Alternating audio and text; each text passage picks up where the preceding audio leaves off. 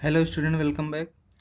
Objective agriculture by SR. कांतवा book की इस series में आज ये तीसरा पार्ट है। इससे पहले मैंने 2 पार्ट बना दिया और क्वेश्चन नंबर 50 तक हम सब ने डिस्कस कर लिया है। आज की इस वीडियो में क्वेश्चन नंबर 51 टू 76 डिस्कस करेंगे, जिसमें गेहूं की खेती और गन्ने की खेती आती है। अगर आपने पिछले 2 पार्ट नहीं देखे हैं तो उसका मैंने एक सेपरेट प्लेलिस्ट चैनल पर बना दिया है, आप वहाँ विजिट करके देख सकते हैं। ये बुक किसी भी एग्रीकल्चरल एग्ज़ाम के लिए बहुत ही इम्पॉर्टेंट है, मोस्ट इम्पॉर्टेंट बुक है। लेकिन स्टूडेंट के साथ समस्या क्या आती है, बुक को समझना किसी किसी स्टूडेंट के लिए बहुत ही मुश्किल हो जाता है। साथ ही हम इस बुक को आसान भाषा में समझाएंगे और एक्स्ट्रा फैक्ट के माध्यम से ही इसे आसान भी बनाएंगे। तो चलिए शुरू करते हैं आज की वीडियो को लाइक ज़रूर कर दीजिए। आप सबका बहुत अच्छा रिस्पांस मिल रहा है इस पर। लगता है कि इस सीरीज़ की आप सबको बहुत ही ज़्यादा ज़रूरत है, तो इसे हम कंटिन्यू रखेंगे जब तक ये बुक पूरी ख़त्म नहीं हो जाती। चलिए, पहला क्वेश्चन आज का, the recommended dose of nitrogen phosphorus and potash KG per hectare for wheat का।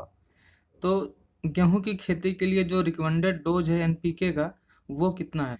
80 केजी, 40 केजी, 0 केजी। बी है 120, 40, 0। सी है 30, 20, 0। और डी है 40, 30 और 0। जो इसका राइट आंसर है वो ऑप्शन बी है 120, 40, 0। ठीक है। इसके बाद अगला क्वेश्चन, नाइट्रोजन, फास्फोरस और पोटास। यहाँ पर स्कैनिंग करने में थोड़ी सी दिक्कत हुई है। नाइट्रोजन P2O5 और K2O कंटेंट ऑफ डीएपी, यानी कि डाई अमोनियम फास्फेट जो फर्टिलाइजर होता है उसमें एनपीके की मात्रा बतानी है। आपको पता होगा 18% इसमें नाइट्रोजन होता है। बस इसी एक फैक्ट के माध्यम से आप देखो इस क्वेश्चन को सॉल्व कर लोगे। यानी कि पहले नाइट्रोजन आना चाहिए, तो नाइट्रोजन 18 सबसे पहले किस में है? सिर्फ बी ऑप्शन में। ठीक है। अगर आपको दोनों बाकी नहीं भी पता है, फास्फोरस और पोटास की मात्रा, सिर्फ नाइट्रोजन मात्रा पता हो, तो आप एलिमिनेशन यानी कि कौन सा ऑप्शन नहीं हो सकता, उस माध्यम से भी आप क्वेश्चन को राइट क्लिक कर सकते हैं। ठीक है। चलिए अगला question, the nitrogen fertiliser use efficiency in rice can be increased by using. इसमें से 4 ऑप्शन आपको दिए गए हैं। देखो, नाइट्रोजन फर्टिलाइजर यूज इफिशियंसी, ठीक है। यहाँ पर यूज इफिशियंसी को क्या करना है? बढ़ाना है। यानी कि किसके द्वारा बढ़ाया जा सकता है? देखिए, ब्लू ग्रीन एल्गी क्या है? ये इफिशियंसी नहीं बढ़ाता है, ठीक है। ये खुद एक नाइट्रोजन अप्लाई करने का एक सोर्स है, ठीक है। लेकिन यहाँ पर पहला ऑप्शन क्या है? एस कोटेड यूरिया और यूरिया सुपर ग्रेन्यूल्स, ये दोनों क्या हैं? नाइट्रोजन की यूजिंग इफिशियंसी को बढ़ाते हैं। यानी कि ऑप्शन क्या होगा? डी सही होगा, ठीक है। यहाँ पर बहुत से लड़के सी ऑप्शन क्लिक कर सकते हैं, लेकिन क्वेश्चन को अगर ध्यान से पढ़ेंगे तो क्या दिया गया है? यूज इफिशियंसी को इंक्रीज कौन करता है, ठीक है। इफिशियंसी को कौन बढ़ाता है? तो राइट आंसर क्या होगा? डी ऑप्शन, ठीक है। नेक्स्ट क्वेश्चन है, ट्रिटकेल इज अ क्रॉस बिटवीन, यानी कि जो ट्रिटकेल है ये क्या है? मानव निर्मित धान्य, ठीक है, धान्य, मैन मेड सीरियल है। ये किस किस 2 फसलों के बीच क्रॉस करके बनाया गया है? तो ये बनाया गया है व्हीट और राई के बीच क्रॉस करके ये बनाया गया है, ठीक है। चलिए अगले क्वेश्चन पर चलते हैं। Phalaris minor belongs to the family, यानी कि जो फेलरिस माइनर है, जिसे गेहूंसा बोलते हैं या फिर गेहूं का मामा भी बोलते हैं, इसकी फैमिली क्या है? तो गेहूं का मामा, यहाँ से याद रखिएगा कि मामा जिस फैमिली का है उसी फैमिली का भांजा भी है। यानी कि गेहूं की फैमिली क्या है? ग्रैमनी है। तो फेलरिस माइनर की भी फैमिली क्या होगी? ग्रैमनी, ठीक है। चलिए अगला question, the nitrogen losses in rice can be reduced by placing ammoniacal fertiliser in, यानी कि जो धान के खेत में नाइट्रोजन लॉस होता है उसे हम कम कैसे कर सकते हैं? तो राइट आंसर क्या होगा इसका? रिड्यूस जोन में अगर हम फर्टिलाइजर को अप्लाई करेंगे। देखो, रिड्यूस जोन क्या होता है? ये फील्ड है धान की, ठीक है, और ये धान के पौधे हैं, ठीक है, और ये जड़ है। तो 8 to 10 सेंटीमीटर डेप्थ में ये क्या कहलाता है? Reduce zone. अगर आप यहाँ पर अमोनिकल फर्टिलाइजर को अप्लाई करेंगे तो जो लॉस होता है वो कम होता है, ठीक है। चलिए अगला question, green revolution has been most successful, यानी कि जो भारत में हरित क्रांति आई वो किन फसल में सबसे ज़्यादा सक्सेसफुल रही। आपके ऑप्शन है wheat potato, tea coffee, barley rice और वीट और राइस। ठीक है, इसमें जो राइट आंसर होगा वो होगा वीट एंड राइस। ठीक है, देखो पहली बात तो जो ग्रीन रेवोल्यूशन था वो खाद्यान्न उत्पादन के लिए था, तो इसमें टी और कॉफ़ी क्या है, ये बेवरेजेस है, और पोटैटो क्या है, सब्जी है। ठीक है, तो ये दोनों ऑप्शन तो ऐसे ही निकल गया, बचा दो ऑप्शन। और आपको पता है कि गेहूं में सबसे ज़्यादा सक्सेसफुल हुआ था, तो इन दोनों ऑप्शन में गेहूं किस में है, सिर्फ बी में है। ठीक है, तो इस तरीके से भी आप क्वेश्चन अगर ना भी आता रहे, बस कॉमन सेंस से भी काफ़ी क्वेश्चन सही कर सकते हैं और अपना जो सिलेक्शन सुनिश्चित कर सकते हैं। ठीक है, अगला question, record production of food grain was ensured in, यानी कि खाद्यान्न उत्पादन में रिकॉर्ड प्रोडक्शन कब हुआ था।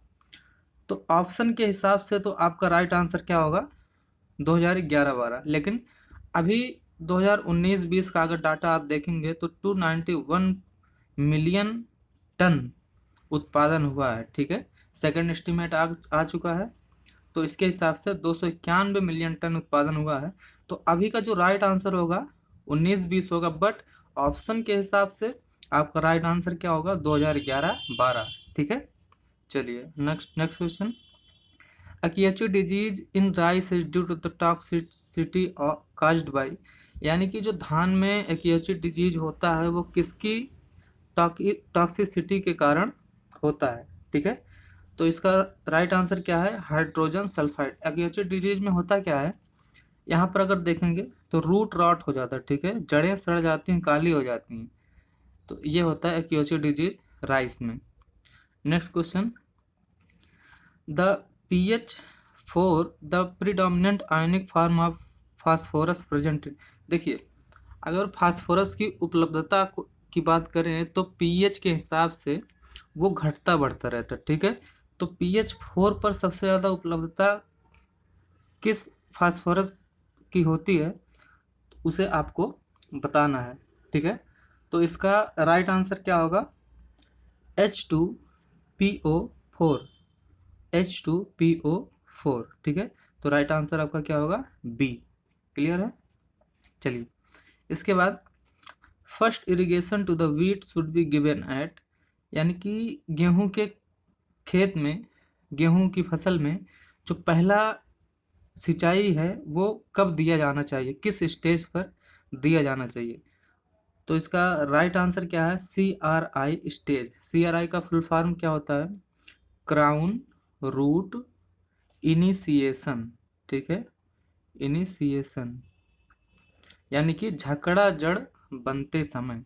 ठीक है, चलिए इसके बाद बहुत ही इंपॉर्टेंट क्वेश्चन है 61 number, Phalaris minor in wheat can be controlled by using, यानी कि गेहूं में जो फेलरिस माइनर होता है, फेलरिस माइनर किसका वैज्ञानिक नाम है, गेहूंसा का। ठीक है, तो Phalaris minor in wheat can be controlled by using, यानी कि किसका उपयोग करके इसे कंट्रोल में किया जा सकता है। तो इसका राइट आंसर क्या होगा, आइसोप्रोट्यूरान। एक हर्बिसाइड और होता है सल्फोसल्फ्यूरान, इससे भी इसे कंट्रोल किया जाता है। ठीक है, next question, test weight of Phalaris minor is, यानी कि गेहूं के मामा या गेहूंसा का जो टेस्ट वेट होता है वो कितना होता है। टेस्ट वेट मैंने पिछले लेक्चर में बताया था कि 1000 दानों का भार, उसे क्या बोलते हैं, टेस्ट वेट, यानी कि गेहूंसा के 1000 दानों का भार कितना होगा। तो इसका राइट आंसर क्या है, 2 ग्राम। ठीक है, कितना है, 2 ग्राम। अगला question, directorate of wheat research DWR is located, यानी कि डायरेक्टोरेट ऑफ व्हीट रिसर्च कहाँ पर अवस्थित है। इसका राइट आंसर क्या है, करनाल। ठीक है, करनाल में है ये। Next question, the scientific name of novel can, novel can यानी कि जो गन्ना होता है उसका वैज्ञानिक नाम क्या है। तो सैकरम ऑफिसिनेरम, पहला ऑप्शन सैकरम ऑफिसिनेरम। सिनेरम इसका वैज्ञानिक नाम होता है। ठीक है, तो saccharum officinarum is a native of, यानी कि इसका जन्म स्थान कहाँ है, ये है न्यू गिनी। ठीक है, न्यू गिनी कहाँ पर है, अगर आप मैप में देखेंगे वर्ल्ड मैप में, तो ये मान लीजिए ऑस्ट्रेलिया है। ठीक है, तो इसके ऊपर एक आइलैंड है, द्वीप है। ठीक है, ये न्यू गिनी, यहाँ पर इसका जन्म स्थान। आप वर्ल्ड मैप देखेंगे तो ऑस्ट्रेलिया के ऊपर आपको न्यू गिनी दिख जाएगा। ठीक है, अगला question, which state has highest productivity of sugarcane. गन्ने की सबसे ज़्यादा उत्पादकता, प्रोडक्टिविटी और प्रोडक्शन में अंतर होता है, ये मैंने पिछले लेक्चर में बताया है बहुत ही अच्छे तरीके से। ठीक है, तो इसमें कंफ्यूज नहीं होना है, प्रोडक्टिविटी अलग होता है, प्रोडक्शन अलग होता है। ठीक है, तो हाईएस्ट प्रोडक्टिविटी गन्ने की कहाँ पर है, तो ये है तमिलनाडु। ठीक है, अगर यहीं प्रोडक्शन की बात होती तब उसका क्या आंसर हो जाता, उत्तर प्रदेश। ठीक है, प्रोडक्शन मतलब टोटल प्रोडक्शन, प्रोडक्टिविटी मतलब पर यूनिट एरिया प्रोडक्शन। ठीक है, अगला, which state has the largest area and highest production. यहाँ पर देखिए प्रोडक्शन की बात कर रहा है। ठीक है, of sugarcane in country, यानी कि देश में सबसे ज़्यादा प्रोडक्शन और एरिया के मामले में कौन सा देश पहले स्थान पर है, सॉरी कौन सा प्रदेश पहले स्थान पर है, तो इसका राइट आंसर क्या होगा, उत्तर प्रदेश। अभी मैंने इसके बारे में बात की। ठीक है, अगला question, which of the following roots are the permanent type of sugarcane sets. ठीक है, निम्नलिखित में से कौन सा रूट जो permanent type sugarcane sets है। ठीक है, तो इसका आंसर क्या है, सूट रूट्स, सूट रूट्स। ठीक है, अगला question, the inflorescence of sugarcane is known as, यानी कि जो आप गन्ने की अगर फसल देखे होंगे तो सबसे ऊपर क्या होता है, फूल निकलने लगता है जब काफ़ी दिन का गन्ना हो जाता है। ठीक है, इसी को क्या बोलते हैं ये आपको बताना। ठीक है, ये मान लो गन्ने का पौधा है।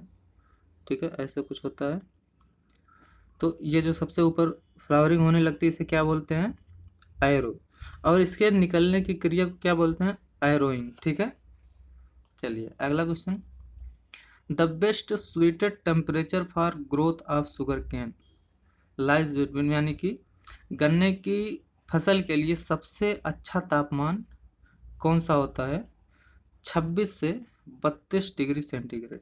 ठीक है, 26 से 32 डिग्री सेंटीग्रेड अगर इसके बीच टेम्परेचर है तो गन्ने की ग्रोथ जो है सबसे अच्छी होती है। Next question, AICRP all India coordinated research project on sugarcane कब स्टार्ट हुआ था। ठीक है, तो कब स्टार्ट हुआ था, 1970-71 में। ठीक है, इसके बारे में अगर आप गूगल करेंगे तो थोड़ा और जानकारी भी ले सकते हैं। अगला question, adsali sugarcane is planted in, यानी कि अधसाली शुगर केन कब बोया जाता है, तो इसका राइट आंसर क्या है, जुलाई अगस्त। ठीक है, अगला question, the top portion of sugarcane should be selected for seed purpose because bud tissues are rich in, चार ऑप्शन है, सुक्रोज, ग्लूकोज, गैलेक्टोज और माल्टोज। जो देखिए गन्ने के बुगाई के लिए, गन्ने जैसे मान लो गन्ना है। ठीक है, तो इसका जो टॉप पोर्शन वाला सेट है ये वाले, इन्हें प्रयोग में ज़्यादा लिया जाता है। इसका कारण क्या है कि इसमें जो कलिकाएँ होती हैं यहाँ पर ऐसे होती हैं, इनमें किसकी मात्रा अधिक होती है, तो इसका जो आंसर क्या है, ग्लूकोज। ठीक है, यहाँ पर ग्लूकोज की मात्रा अधिक होती है जिससे अंकुरण जल्दी हो जाता है। ठीक है, अंकुरण जल्दी हो जाता है, इसलिए ये सुटेबल होता है गन्ने की प्लांटिंग के लिए। ठीक है, अगला question, which element is essential for sugar translocation in sucrose. गन्ने का पौधा अगर आप देखेंगे तो जड़ों से लेकर ऊपर तक, ठीक है, शुगर का जो ट्रांसलोकेशन होता है इसके लिए कौन सा न्यूट्रिएंट इसेंशियल होता है, एलिमेंट इसेंशियल होता है, वो आपको बताना है। तो आपका राइट आंसर क्या हो जाएगा, के, पोटेशियम। ठीक है, अगला, which growth stage of sugarcane is critical for irrigation, यानी कि गन्ने की फसल के लिए कौन सी अवस्था है जो बहुत ही इम्पॉर्टेंट होती है, क्रिटिकल होती है, तो ये है आपका फॉर्मेटिव स्टेज, ठीक है। इसमें भी बहुत लोग कंफ्यूज कर जाते हैं, राइपनिंग स्टेज लगा देते हैं, जो कि गलत हो जाता है। इसका जो राइट आंसर क्या है, फॉर्मेटिव स्टेज, ठीक है। तो इस वीडियो में इतना ही, मिलते हैं अगले वीडियो में। अगर आपको वीडियो पसंद आए तो लाइक ज़रूर करिए और अपने दोस्तों के साथ भी शेयर करिए। नमस्कार।